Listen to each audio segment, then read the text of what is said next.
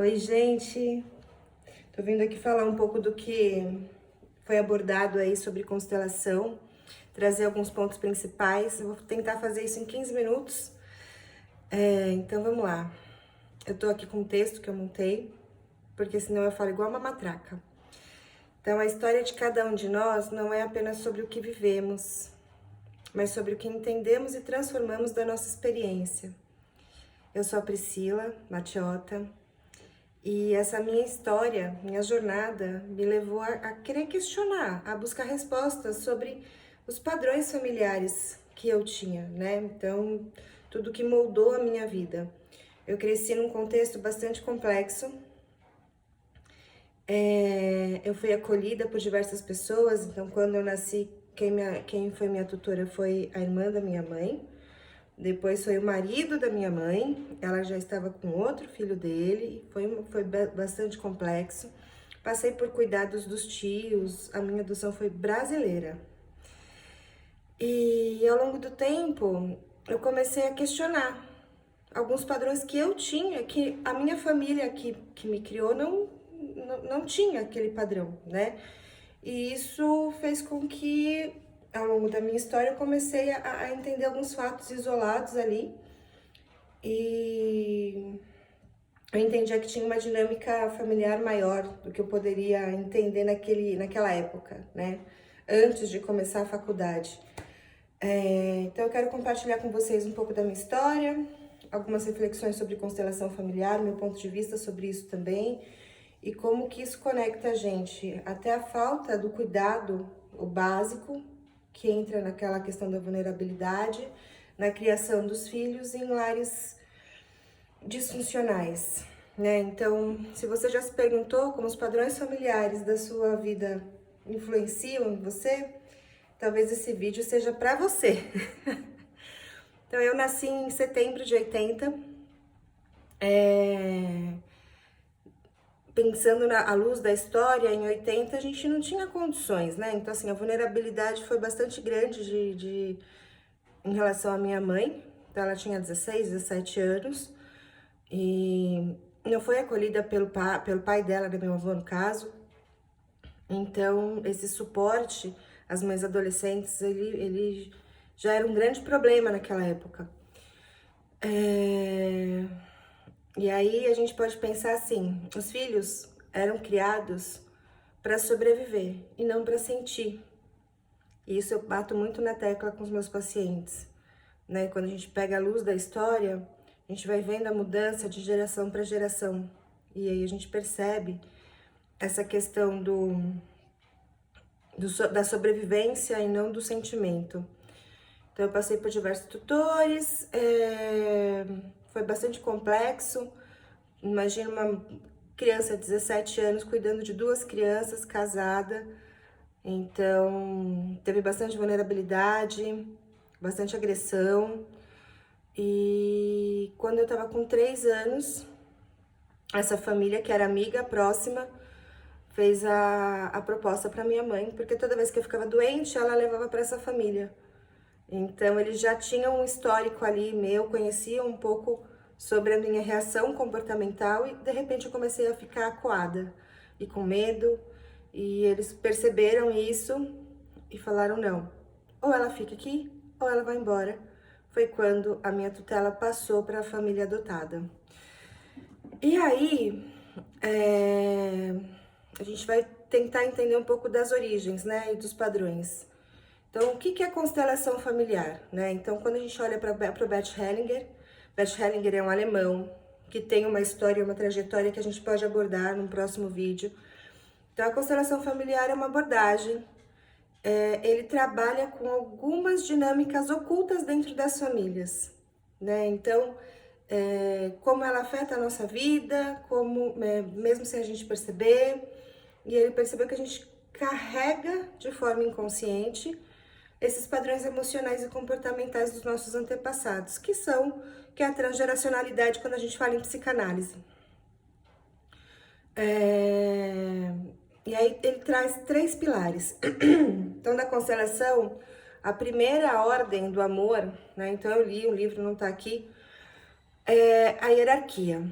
Então, dentro do sistema familiar, cada membro tem o seu papel. E quando essa ordem é rompida, seja por inversão de papel, exclusão de um membro ou falta de reconhecimento da ancestralidade, surgem os conflitos e as dificuldades emocionais. Então, assim, a primeira ordem é respeitar quem veio primeiro. Isso para mim foi bem complexo, porque eu não aceitava a minha mãe, nem o meu pai. Por quê? Eles não me criaram, né? Então, eu fui para a vida e segui ali a minha história sem precisar deles. Eu fui acolhida, então, nessa família adotiva eu tive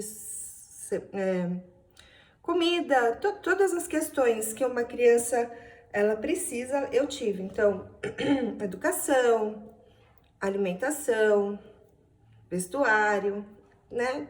Moralmente falando, adequado para que eu pudesse seguir a minha vida. Então, a gente precisa, e dentro da constelação, quando a gente fala da adoção, é como se a gente estivesse tirando os pais biológicos da jogada. Então, assim, além de excluir, a gente não respeita a ordem e tira o pertencimento. Só que para eu entender isso, bom, vamos seguir o texto. Pertencimento.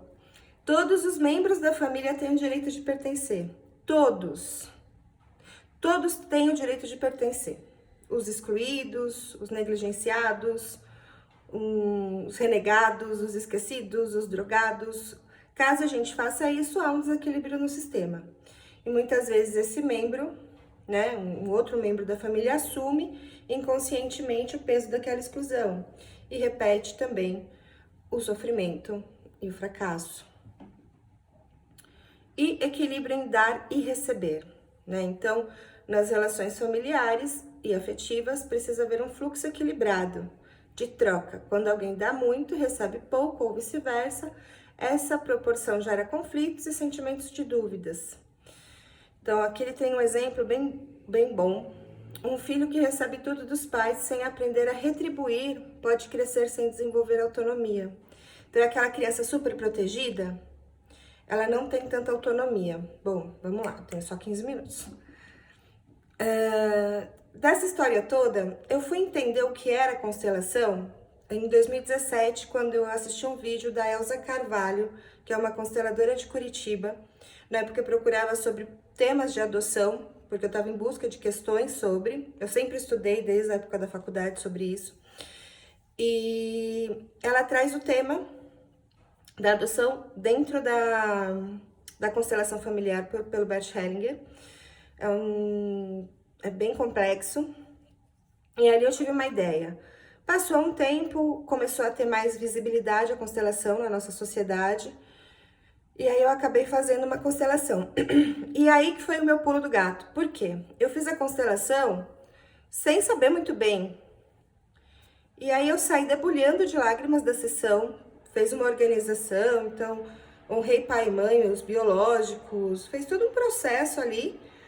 E eu não tive nenhum suporte. Saí da sessão debulhando, não fazia terapia na época, porque eu tinha parado a minha análise. E aí que é a minha questão em relação à constelação. Eu acho uma ferramenta que me ajudou muito. Foi riquíssima para mim, mas ela precisa ser feita com bastante parcimônia, né? Então, assim, dito isso, quando a gente fala da questão de honrar pai e mãe, de olhar para a constelação e usar essas frases e organizar o sistema, o Bert diz que isso vai se apaziguando com o tempo e você vai sentindo os efeitos da constelação. Mas, para mim, fica assim, você faz a constelação, responde um monte de pergunta, não entende muito bem aquilo, e se você não tem um acompanhamento, isso pode virar contra você, porque a gente não sabe o que está dentro. Por exemplo, para mim, eu fazia honra pai e mãe, biológico, mas sentindo, eu não sentia. Tipo, eu tinha que falar, fala, e eu falava, mas não era um sentimento real. E acho que é aí que a análise entra para você poder se estruturar dentro desse conflito interno, porque daí não é mais o sistema, é você com você mesmo.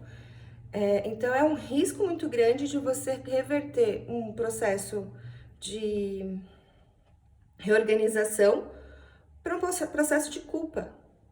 Porque daí, assim, dentro da minha história, poxa, se eu não conseguir honrar meu pai e minha mãe e perdoar, como é que eu vou prosperar e ir para abundância? A preocupação era essa.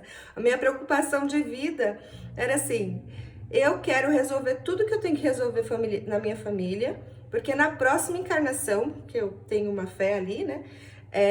Não quero passar por isso de novo. Então lá fui eu resolver todas as minhas questões familiares. Então a constelação ela pode ser de alguma forma até dolorosa. Entre as minhas leituras, eu caí também com Bell Hooks, que é tudo sobre o amor.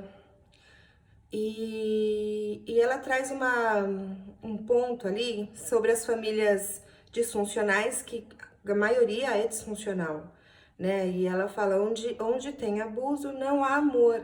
Que aí a gente entra na questão da cultura, da sociedade.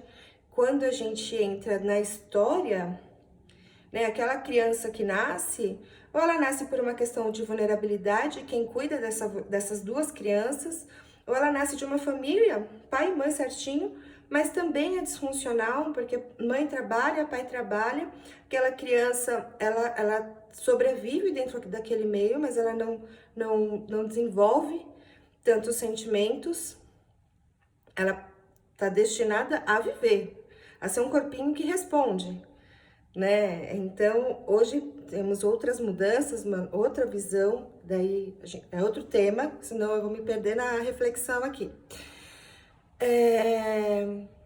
E um ponto que ela coloca, né? Então, crianças precisam de amor, não apenas de sobrevivência. Crescer sem afeto, sem validação emocional, pode deixar marcas profundas na forma como nos relacionamos no futuro.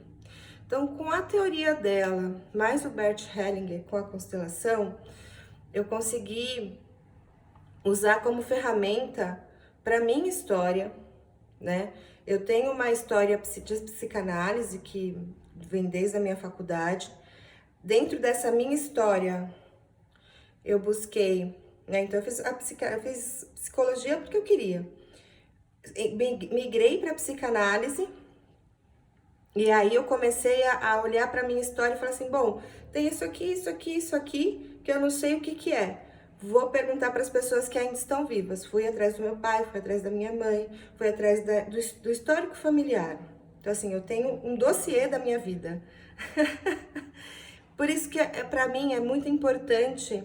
Claro, a gente precisa olhar para frente. A gente usa o retrovisor do carro para dar uma olhadinha para trás, mas a gente olha para frente, né? A gente olha para trás só de vez em quando para dar uma organizada e seguir para o crescimento. Então, assim, nós não somos refém da nossa história, somos autores dessa transformação.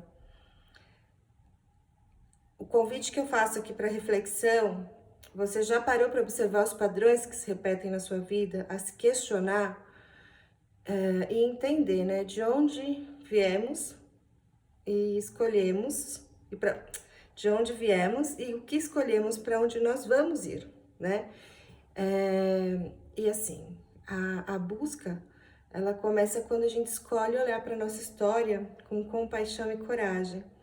Então, esses 3 pilares, eles só fazem sentido quando a gente também olha com compaixão para as pessoas, né? Então, eu olhei para o meu sistema todo, para mim também, faço parte disso, materialmente faço parte de tudo isso, né? Geneticamente, historicamente, e a chave que, lógico, gente, não é rápido, não é uma chave, literalmente, é um processo interno. Teve um dia que eu cheguei na minha terapeuta, joguei tudo na mesa dela, falei assim, eu já sei tudo sobre teoria, mas ainda assim me faltam respostas. Ela olhou pra mim, ela, claro, você tá procurando justificativa na leitura, você tem que sentir. Eu levei um tapa na cara. Porque aí eu comecei a entender o que era compaixão. Eu saí do meu lugar de maior que todo mundo e comecei a assumir o meu lugar, que é menor das pessoas que me criaram e que me tiveram. que é menor do que a grandeza de um pai e de uma mãe que te dão a vida. Independente de como foi, de como essa história se estruturou. A centelha divina, que todo mundo fala, é o que você recebeu. Aprenda a tomar ela, né? E só através da compaixão e da coragem é que a gente consegue. Porque é uma descida, né? Nas suas entranhas, para você também aceitar que você não tem compaixão, que você não se sente pertencente porque você é arrogante. E isso no processo terapêutico, quando eu falo do meu, no racional tava tudo muito bonitinho. Ah, eu sou arrogante, vou deixar de ser arrogante. Não, não é assim.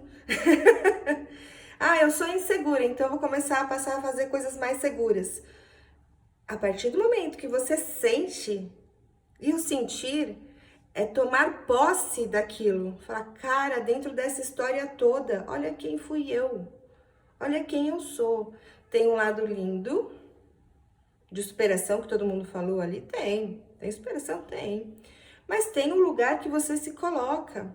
E aí quando a gente pensa em Lacan, e aí eu não sou especialista em Lacan, mas os significantes, a cadeia de significantes que a gente faz, tira a gente do real, do seu lugar. Né? Então, assim, nós não somos reféns da nossa história, nós somos autores da nossa transformação. Isso é um convite para você. Senta, organiza, escreve, faça terapia de grupo, vai para imersão, faça alguma coisa. Para a gente sair desse lugar de responder a vida como criança e começar a responder a vida como adulto. Acho que é isso. Se vocês quiserem saber de outras coisas, a gente pode ir trocando aqui, porque, olha, eram 15 minutos, já são 17 minutos e eu falei demais. Um beijo, boa semana e até!